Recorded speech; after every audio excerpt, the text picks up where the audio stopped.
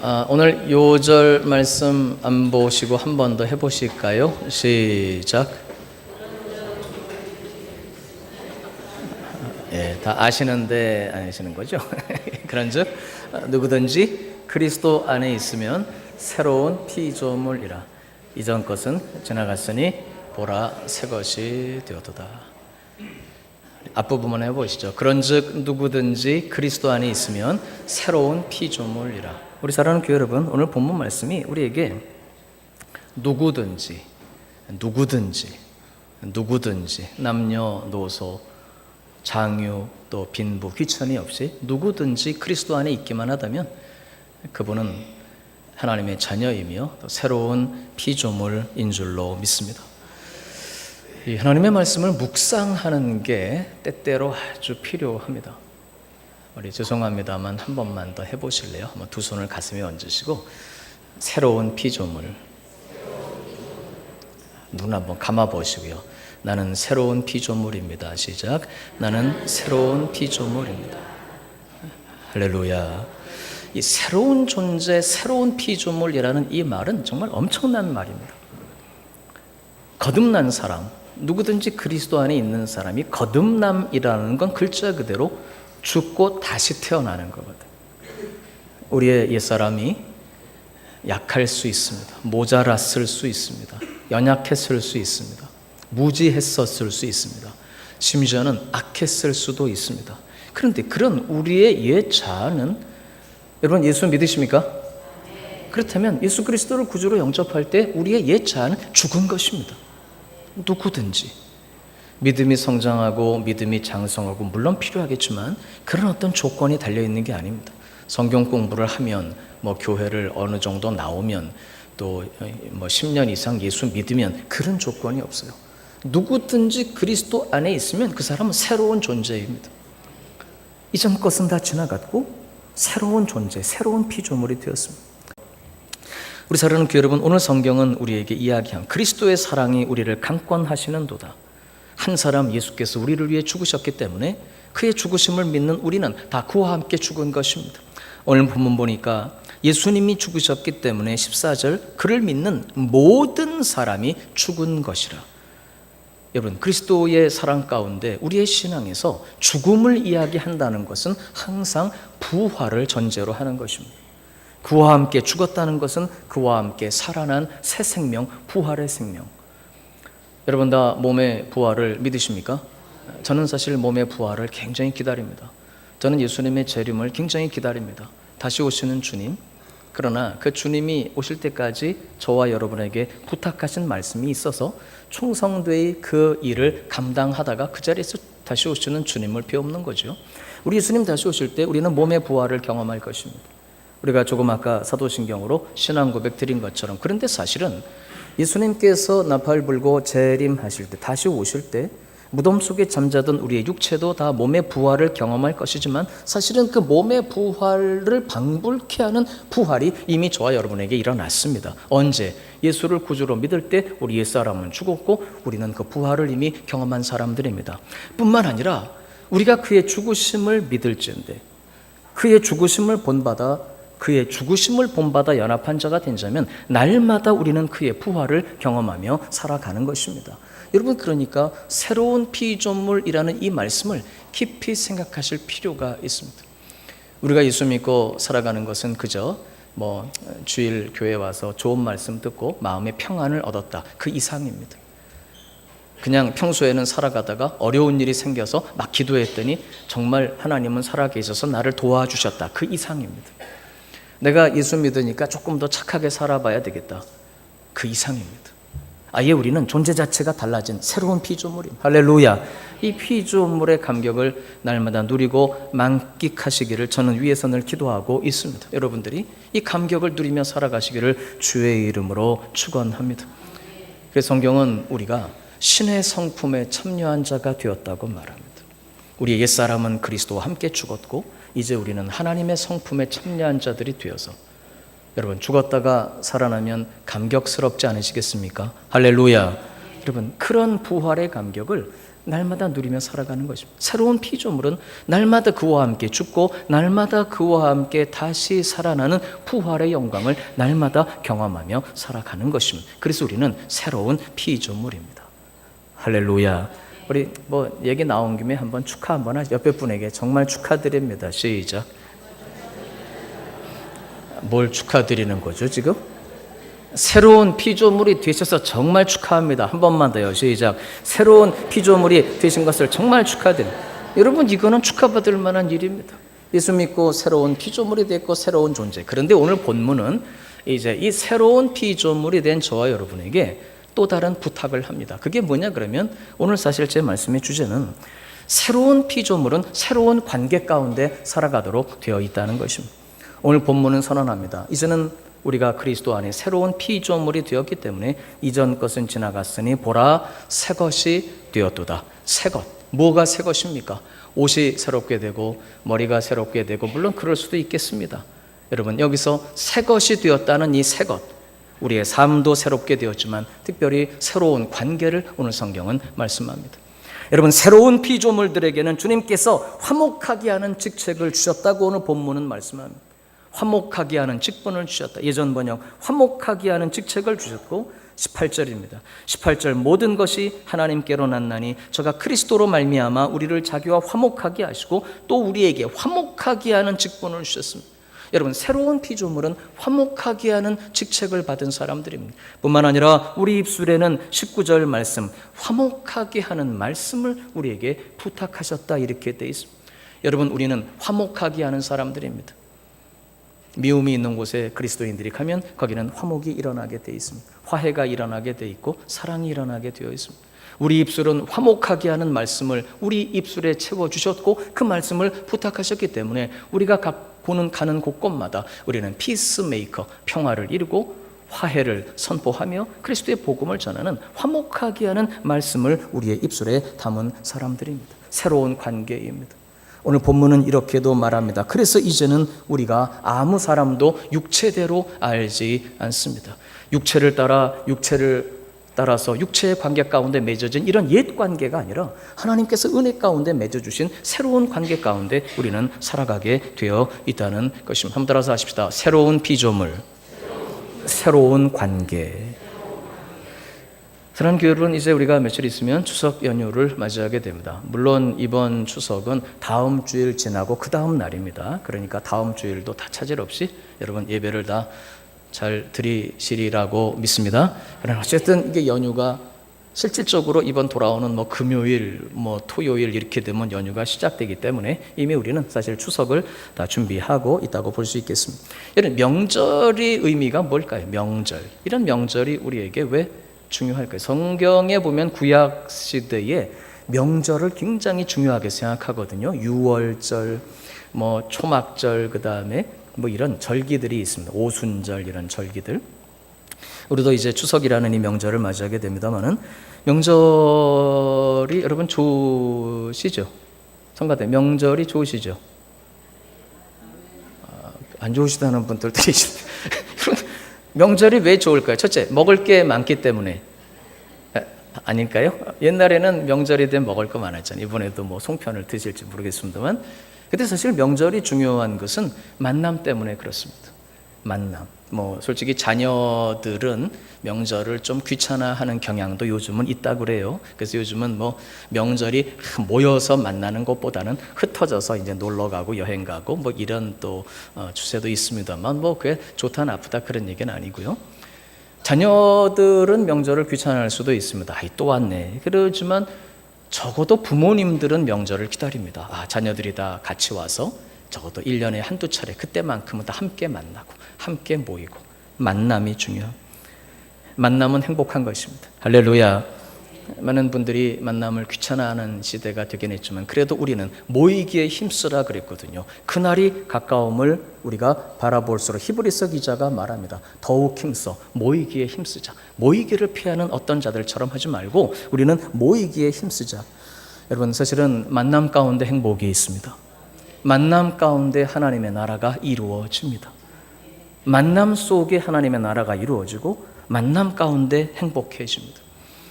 첫째는 하나님과 우리의 만남이지만 두 번째는 그 하나님을 아버지로 모신 우리들 서로 간의 만남입니다. 이 세상에 많은 공동체가 있지만 하나님께서 직접 만드신 신성 공동체는 두 개가 있다, 보통 그렇게 말합니다. 가정과 교회입니다. 그래서 가정은 작은 교회라고 할 수가 있고 교회는 큰 가정이라고 할 수가 있습니다. 우리는 한 아버지를 모신 형제 자매들로 한 가정을 이루어 가고 있습니다. 만남입니다. 여러분, 하나님 천지 창조하실 때 보면은 참 이상한 부분을 하나 발견합니다. 여러분, 하나님이 몇 분이라고 믿고 계십니까? 하나님은 당연히 한 분이시죠. 이스라엘아 들으라. 우리 하나님 여호와는 유일하신 하나님 여호와이시니 우리 하나님 한 분이십니다.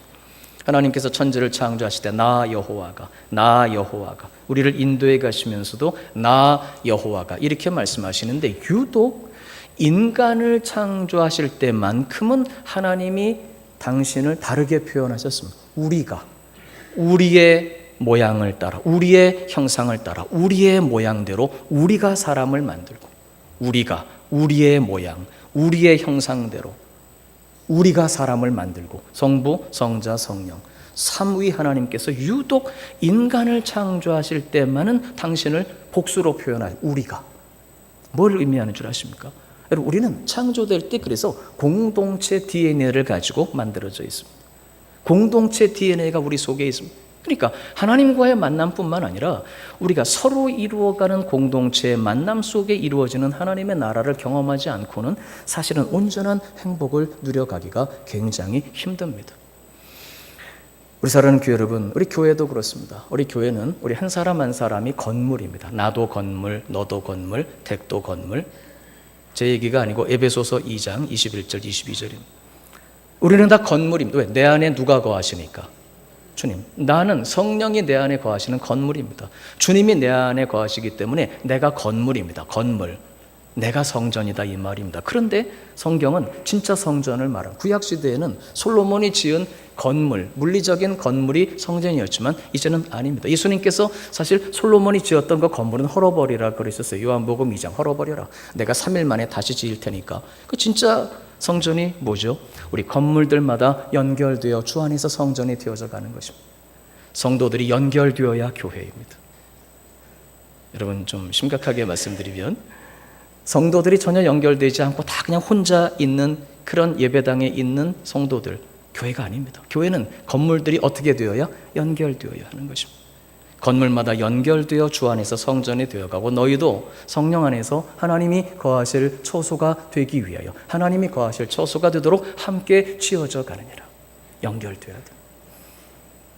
우리 사랑하는 교회 여러분, 여러분 가정도 아름다운 연결이 필요하고 교회도 아름다운 연결이 필요하고, 그렇게 우리는 세상을 하나님의 사랑으로 연결시켜 가야 하는 것입니다. 여러분, 이제 이번 추석 연휴를 맞이합니다마는 여러분, 이번 추석이 새로운 피조물로 새로운 관계를 새롭게 다 이루어가는 여러분 가정에 또 새로운 관계가 시작되는 새로운 피조물의 역사가 일어나기를 주의 이름으로 축원합니다. 우리 교회도 마찬가지입니다. 여러분, 우리는 화목해하는 직분을 다 가지고 있습니다.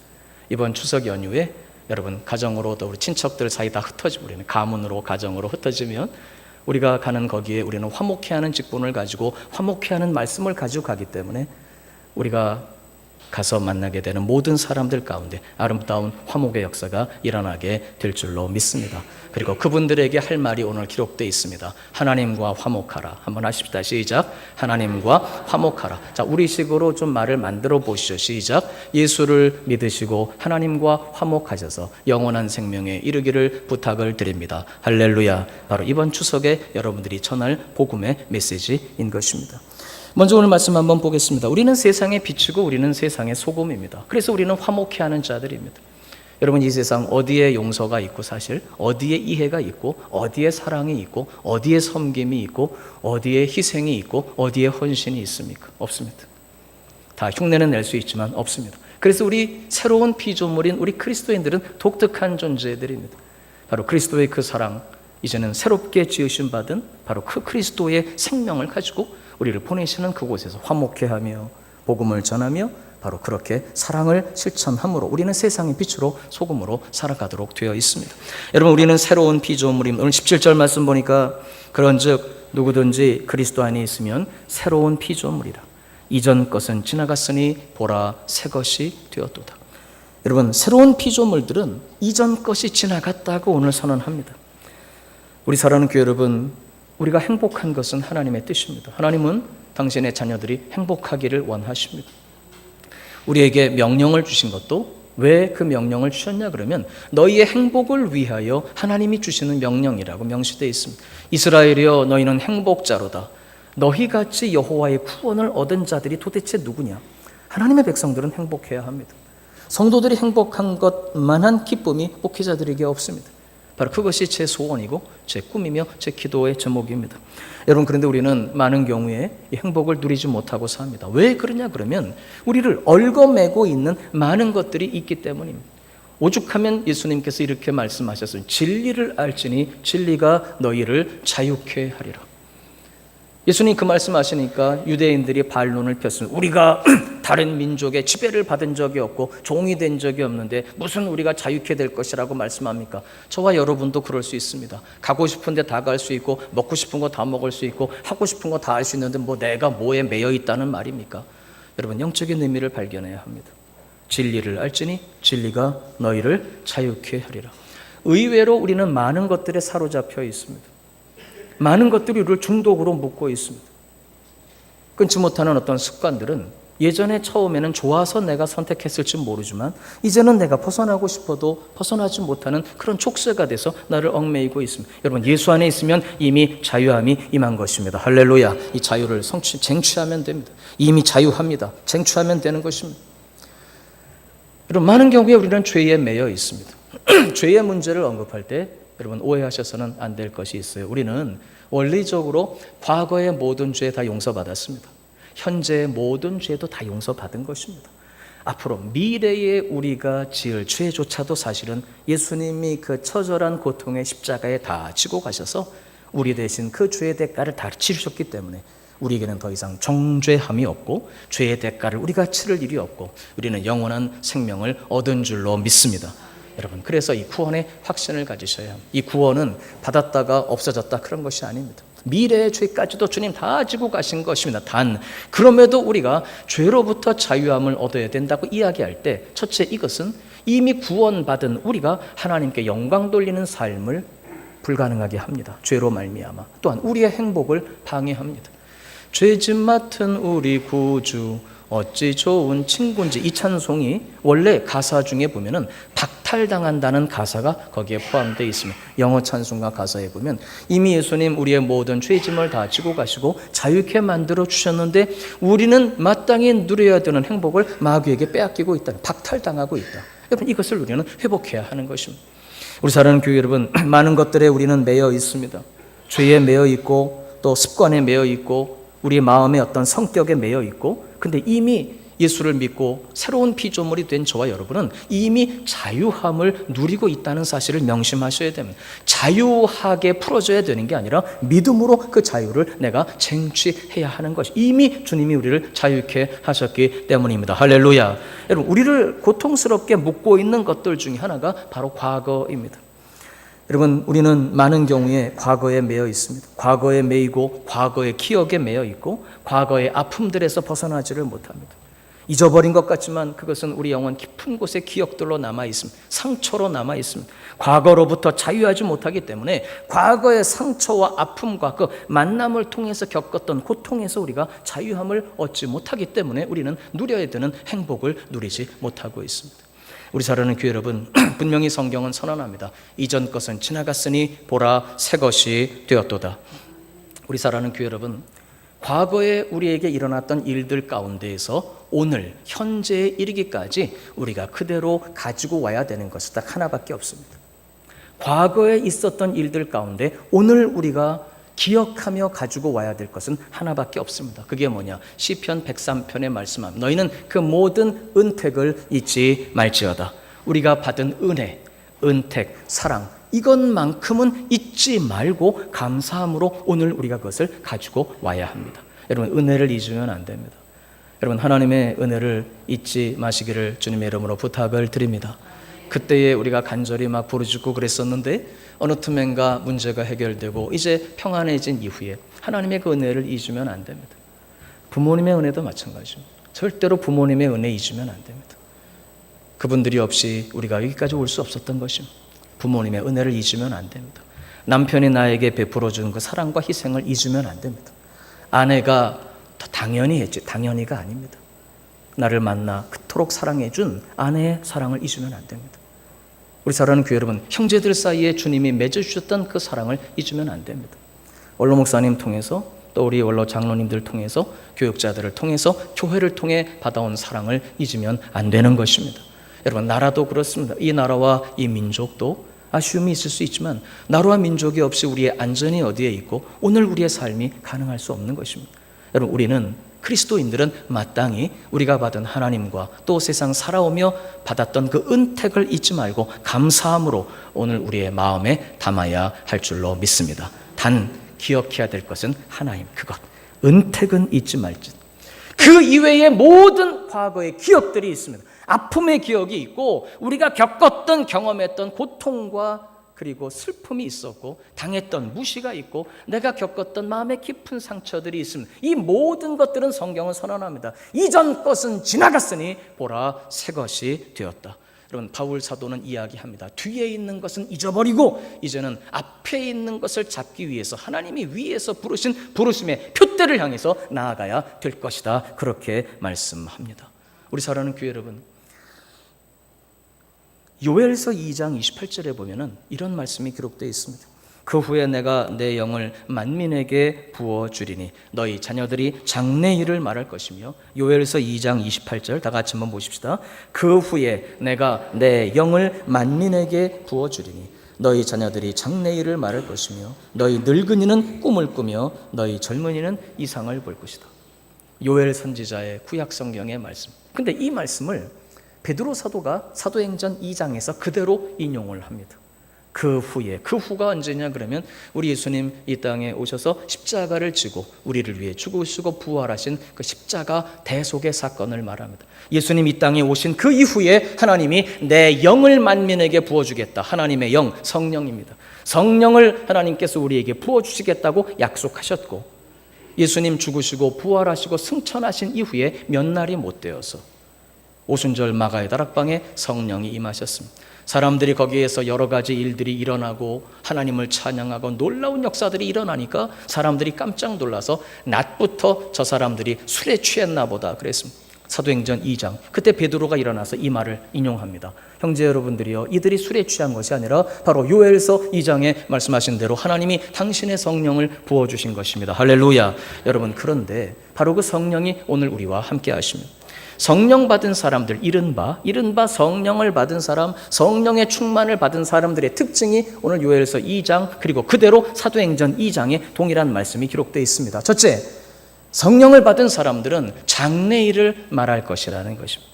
하나님의 자녀들은 무엇을 말하게 되어 있다? 장래일을 말해요. 다시 말하면 하나님의 백성들은 성령의 충만을 받은 사람은 항상 장래일을 말하며 장래를 바라보며 미래지향적으로 살아가게 되어 있습니다. 더 이상 과거에 매이는 사람들이 아닙니다.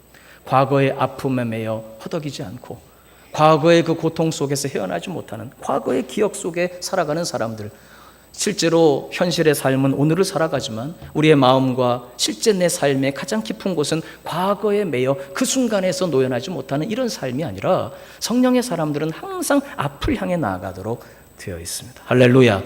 장래일을 말하게 되어 있습니다. 어떻게 되겠지 뭐 그게 아니라 믿음의 언어로 장래일을 말하게 돼. 한번 말해 보십시다. 나의 장래는 축복될 것입니다. 옆에 분에게 대개의 장래는 정말 찬란할 것입니다. 시작.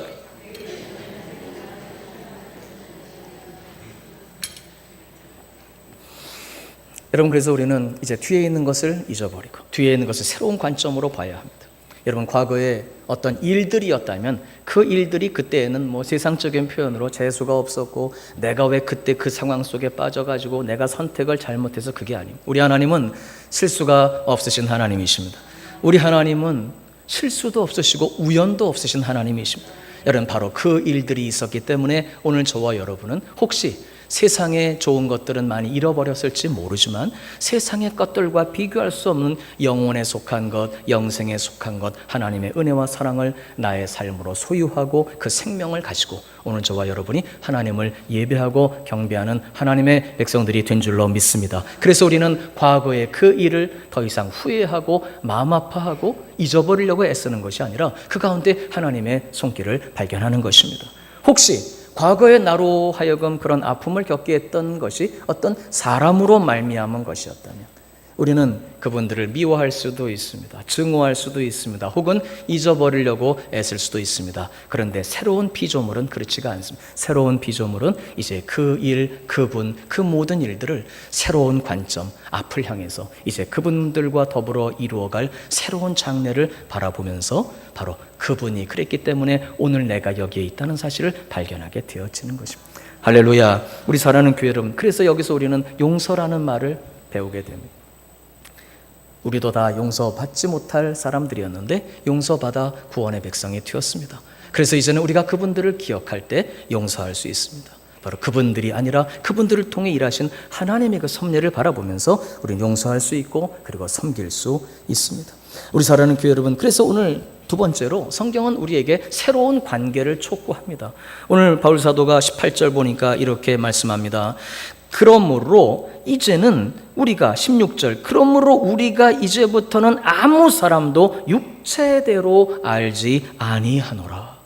여러분, 새로운 피조물은 새로운 관계 속에 살아가도록 되어 있습니다. 다시 말하면 내 주위에 있는 모든 사람들, 그 어느 누구도 아무도 이제는 내가 육체를 따라 알지 않고 육체를 따라 기억하지 않고 육체를 따라 생각하지 않는다는 것입니다. 16절 그러므로 우리가 이제부터는 아무 사람도 육체대로 알지 아니하노라. 육체대로 안다는 것이 무슨 의미일까요? 여러분, 옆에 앉아 계신 분 반가우십니까? 그럼 한 번 더 인사하십시다. 지난주에 오셨는데 오늘도 또 오셨네요. 시작. 지난주에 오셨는데 오늘도 또 오셨군요. 그 전주도 오셨는데 또 오셨군요. 다음 주도 또 오실 줄로 믿습니다. 육체를 따라 아는 겁니다. 그냥 뭐 다른 거는 없고 뭐 그저께 뵙고 어제도 뵙고 오늘도 뵈니까 뭐 내일도 또 뵙겠죠. 여러분, 이번 추석에도 가족들이니까 그냥 반가우시겠죠? 가족들이니까 반가우시겠죠. 지난번 구정 때 보고 설날 때 보고 오늘 처음 보는데 잘 있었냐? 그래 반갑다. 악수하겠죠. 그 다음에 친척들이니까 같이 만나갖고 송편 드시겠죠? 그거죠. 뭐 잘 있었어? 잘 있었네. 그래 잘 살아. 그래 혹시 내일 못 보면 또 그냥 잊어버리지 말고 뭐 이번 연말 돼서 또 만나지 뭐 그럴 겁니다. 육체를 따라하는 것이죠. 부부간에 20년 살았시오, 30년 살았시오. 그냥 사는 거지요. 뭐 그냥 정으로 살지요. 뭐 육체를 따라하는 겁니다. 부모님, 나 낳아주셨으니까 뭐 그냥 뭐 1년에 몇 차례 또 인사드리러 가는 육체를 따라하는 겁니다. 평범한 관계는 그런데 조금 아쉬운 관계가 있습니다. 그 인간이 나한테 이렇게 했는데 딱 그러면 이제 육체를 따라서 이제 밉습니다. 그죠? 만나기 싫고, 그 다음에 혹시 그냥 하는 얘기예요. 혹시 추석 때 딱 갔는데 이렇게 오면은 앞문으로 들어갈래다. 저 인간. 그리고 뒷문으로 돌아가. 육체를 따라하는 것입니다. 여러분, 근데 바울 사도가 말해 새로운 피조물은 절대로 아무 사람이든지 누구든지 육체를 따라 알지 않는 것입니다. 그럼 어떻게 아는 것입니까? 육체를 따라 아는 것이 아니라 은혜를 따라서 알아가는 것입니다. 여러분, 은혜를 따라 알아가는 삶, 만나는 새로운 관계, 제가 2주 전인가 말씀드린 바가 있습니다. 우리 사랑하는 교회 여러분, 우리는 인생길을 걸어가는데 사실은 여정의 길을 다 갑니다. 순례자의 길을 걸어갑니다. 목적지를 향해서 우리가 영원한 천성에 다 이르기까지. 그런데 이 여정을 하나님은 절대로 우리에게 혼자서 걸어가도록 하지 않으십니다. 누군가와 더불어 함께 가도록 우리에게 바로 그분들을 만나게 하시고 그분들을 때로는 맡겨주시고 때로는 우리에게 부탁하시고 때로는 우리로 섬기게 하십니다. 때로는 함께 그 길을 걸어가게 바로 그분들이 이웃입니다. 내 이웃을 내 몸처럼 사랑하라. 제가 2주 전인가 드렸던 말씀이죠. 내 이웃을 내 몸처럼. 누가 우리의 이웃입니까? 하나님께서 나에게 만나게 하신 분입니다. 육체를 따라서 볼 때에는 그냥 만났으니까 사는 거지만 아닙니다. 하나님께서 만나게 하셨기 때문에 아내가 남편이 오늘도 새로운 피조물입니다. 나에게는. 하나님께서 어제뿐만 아니라 오늘도 나에게 부탁하신 사람, 나에게 만나게 하신 사람, 우리 교우 여러분들도 함께 이 길을 걸어가도록 우리를 가족들로 부르신 그 만남 속에 우리 사랑하는 교회 여러분, 그러므로 우리에게는 만날 이유가 있습니다. 섬길 이유가 있습니다. 함께 영원한 생명으로 가자고 복음을 전할 이유가 있습니다. 관심을 가져야만 될 이유가 있습니다. 왜? 하나님께서 나에게 만나게 하셨고 하나님께서 나에게 부탁하셨기 때문에. 그래서 우리는 육체를 따라 육신의 관계 속에 보는 것이 아니라 하나님이 우리에게 만나게 하신 은혜를 따라 새로운 관계, 새로운 피조물의 만남을 이루어 가야 하는 것입니다. 혹시 우리를 아쉽게 했던 분들이 있습니다. 고통스럽게 하셨던 분들도 계실 수 있습니다. 여러분, 육체를 따라 볼 때는 내가 그를 만나고 싶지 않은 사람이지만, 그러나 영의 눈으로 은혜를 따라서 볼 때는 여러분 새로운 관점이 필요한, 바로 그분이 그랬기 때문에 오늘 내가 사실은 세상 등지고 십자가를 바라볼 수 있었고, 어떻게 보면 그분도 주님이 주신 사명을 감당하셨던 것입니다. 여러분, 그분으로 인한 아픔이 있었기 때문에 나는 사실은 세상 등지고 십자가를 볼 수도 있었고, 그래서 나의 믿음이 연단을 받았고 성장했고 성숙해서 여기까지 오게 되어 있다는 것. 그리고 하나님께서 그분을 나에게 그렇게 만나게 하셨을 때에는 분명한 이유가 있다는 것. 여러분, 이전 것은 지나갔습니다. 여러분, 새로운 관점으로 새로운 관계를 이루어 가시기를 축원합니다. 그럼 우리가 그분들과 더불어 장래일을 말하게 되어 있습니다. 이전 것은 지나갔으니 보라, 새 것이 되었도다. 새 것이 무엇입니까? 과거에 그분들과 그러한 만남이 있었지만 이제는 하나님의 은혜 가운데 그의 도우심으로 내가 그분과 함께, 그들과 함께 이루어갈 새로운 역사를 꿈꾸어야 하는 것입니다. 왜? 하나님께서는 그분과 더불어 나의 남은 인생을 써가기를 원하시기 때문입니다. 여러분, 그분들과 더불어 나의 남은 인생을 하나님이 써가기를 원하시기 때문에 이제 그분들과 새로운 관계가 남아있고 새로운 만남이 있을 것이며 새로운 기쁨이 있을 것이며 새 은혜가 있을 것이며, 할렐루야! 이런 아름다운 일이 어떻게 가능할까요? 바로 그것은 우리가 새로운 사람, 새로운 피조물이기 때문입니다. 여러분, 인생의 힘으로는 용서합시다, 이해합시다, 사랑합시다, 섬깁시다, 말은 좋지만 불가능합니다.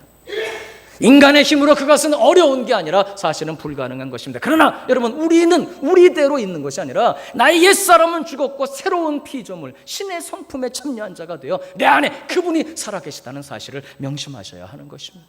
나는 믿음이 연약해서 상관없습니다. 나는 많이 몰라서 그게 중요하지 않습니다. 나는 교회 온 지가 얼마 안 돼서 아무런 문제가 되지 않습니다. 예수를 구주로 영접만 했다면 그분 속에는 그분이 살아계시는 것입니다.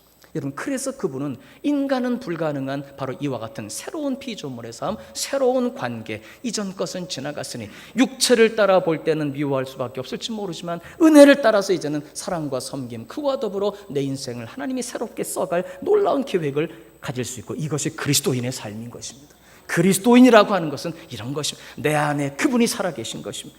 전능자가 내 안에 살아계시며 그의 삶을 나에게 살아가게 하시기에 나는 죽었고 내 속에 이미 부활의 생명은 현재로 존재하는 것입니다. 여러분, 우리는 위대한 샘플을 우리 조국교회는 너무나도 많이 가지고 있습니다. 제가 가끔 말씀드린 손양원 목사님입니다. 손양원 목사님은 1948년 여순 반란 사건 때, 그때 안재선이라고 하는 공산주의자가 두 아들을 총으로 쏴 죽였습니다. 순교의 죽음으로 두 아들을 바쳤습니다. 근데 그 손양원 목사님이 그 이승만 대통령에게 탄원서를 썼습니다. 살려주시오, 내가 양자로 삼겠습니다. 여러분, 그때요 손동희 권사님, 지금 생존에 있습니다. 그 딸 손동희 권사가 펄쩍 뛴 거예요. 아버지, 그렇게는 못합니다. 뭐 원수 내가 용서할 수는 있을지 모르지만 두 내 친오빠를 총으로 쏴 죽인 안재선이를 아버지가 양자로 삼으면 나에게도 그분이 뭐가 되는 건데, 오빠가 되는 건데 그렇게는 못합니다. 그때 손양원 목사님 말씀하셨죠. 동희야, 성경을 잘 읽어봐라. 여러분, 그래서 성경이 중요합니다.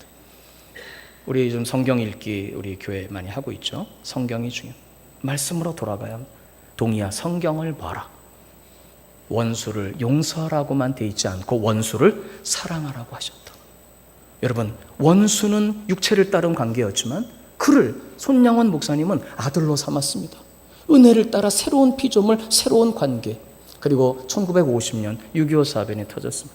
일제시대 때 그 신사참배를 거부하면서 모진 옥고를 치르셨던 손양원 목사님, 이번에는 공산주의자들이 내려와서 이제 점령을 당하고 순교의 길로 끌려갔습니다. 1950년. 그리고 그가 순교하시고 다시 이제 그 낙동강 그쪽도 전라도 남쪽이 회복이 되면서 장례식을 치르게 됐는데, 손양원 목사님 순교하신 이후에 그 장례식장에서 그 안재선 씨가 상주 완장을 차고 상주 역할을 감당을 했습니다. 맏아들이 돼서. 여러분, 육체를 따른 관계는 그럴 수밖에 없는 증오와 미움밖에 없지만, 여러분, 은혜 가운데 새로운 피조물이 가진 새로운 관계는 위대한 사랑의 원자탄으로 우리 마음속에 지금도 존재. 여러분, 바로 그 이야기가 그분의 이야기가 아니라 동일한 예수를 생명의 능력으로 모신 저와 여러분의 이야기인 줄로 믿습니다. 우리 사랑하는 교회 여러분, 말씀 맺겠습니다. 그래서 주님은 우리를 부탁하셨습니다. 우리에게 화목케 하는 직분을 주시고 화목케 하는 말씀을 우리 안에 담아 주셨습니다. 우리 사랑하는 교회 여러분, 우리는 때때로 많은 사람들을 못마땅히 할 수 있습니다. 그런데 성경은 이렇게 말합니다. 고린도전서 8장 11절 보니까 믿음이 연약한 그분을 절대로 멸시하지 말 것은 바로 그가 그리스도께서 위하여 죽으신 형제이기 때문이라고 고린도전서 8장 11절에 말씀합니다. 여러분 주위에 좋아하는 분들이 계시죠? 여러분 주위에 이번에도 만나긴 하겠지만 무관심한 분들이 계시죠? 혹은 별로 만나면 좋은 사람도 있겠지만 별로 만나기 싫어하는 분들도 계시겠죠. 그런데 명심하실 것은 바로 그분이, 여러분이 좋아하든 싫어하든 만나고 싶어하든 만나고 싶지 않든 바로 그분이 그리스도께서 그를 위해서 죽으신 사랑의 형제 자매라는 사실을 우리는 명심해야 하는 것입니다. 여러분뿐만 아니라 성경은 이렇게 말합니다. 로마서 14장 4절 보니까 우리는 그 인간은 안 돼요, 그 사람은 안 돼요, 그분은 어려울 거예요 라고 하지만 성경은 그렇게 말씀하지 않습니다. 남의 하인을 비판하는 너는 누구냐? 로마서 14장 4절, 그가 서 있는 것이나 넘어지는 것이 자기 주인에게 있음에 그가 세움을 받으리니 이는 그를 세우시는 권능이 주님께 있습니다. 여러분 마음에 담으신 분, 또 이번에 만날 어떤 분들, 여러분 그분들을 세우시는 권능이 주님께 있다고 성경은 말씀합니다. 그래서 우리는 희망을 가지고 소망을 가지고 우리 주님께서 부탁하신 화목케 하는 말씀을 이제 전해야 하는 것입니다. 여러분 우리는 화목케 하는 사람들입니다. 우리는 화목케 하는 직책을 받은 사람들입니다. 첫째는 우리 사이의 화목이며 두 번째 가장 중요한 하나님과의 화목을 이루도록 복음을 전할 사명을 받은 사람들입니다.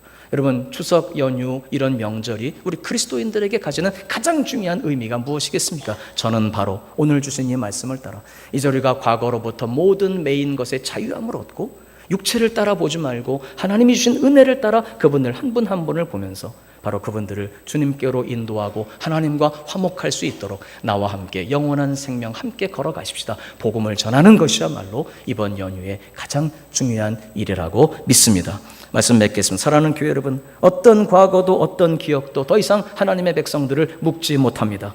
오히려 하나님 은혜 가운데 새로운 피조물, 이제 새로운 관계 속에 행복과 기쁨을 누려가면서 하나님이 우리를 통해 이루어 가실 새로운 관계들 가운데 역사하실 놀라운 은혜를 꿈꿀 수 있기를 주님의 이름으로 축원합니다. 우리가 그들을 그렇게 섬기며 살아갈 때 바로 그들은 우리를 세상의 빛으로 보게 될 것이고 세상의 소금으로 바라보게 될 것이며 우리가 있는 곳에 바로 그리스도의 향기가 하나님께서는 우리를 통해 불가능한 역사를 이루어 가실 것입니다. 여러분 이번 연휴에도 이번 연휴뿐만이 아니라 우리의 남은 세월을 새로운 피조물답게 새로운 관계 가운데 용서하며 사랑하며 섬기며 복음을 전하며 이것이 우리 힘으로는 할 수 없기 때문에 주님께 기도해서 내 안에 계신 성령의 능력으로 이런 삶을 살아낼 수 있도록 힘쓰고 사모하고 기도하는 저와 여러분이 될 수 있기를 주님의 이름으로 부탁을 드립니다.